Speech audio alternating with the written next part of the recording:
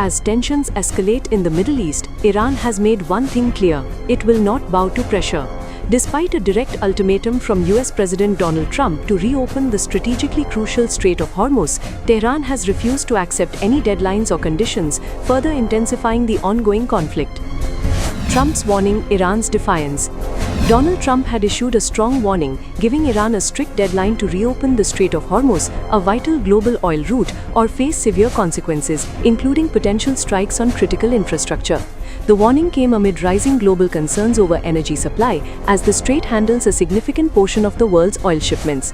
However, Iran has outright rejected the ultimatum, calling such demands unbalanced and making it clear that it will not succumb to external pressure. No temporary opening, no compromise.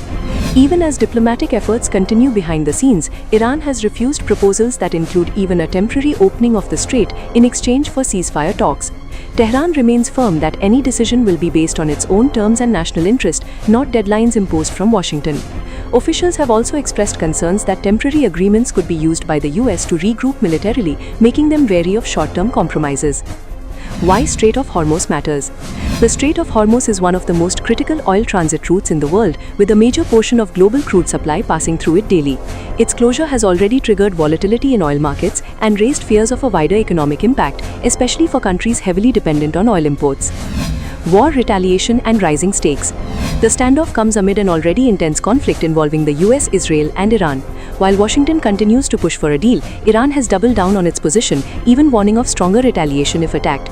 Reports suggest ongoing missile and drone exchanges across the region, with casualties rising and tensions showing no signs of easing. Diplomacy still alive but fragile. Despite the aggressive rhetoric, back-channel talks and mediation efforts are still underway. A proposed ceasefire plan is being discussed, but with both sides holding firm positions, a breakthrough remains uncertain.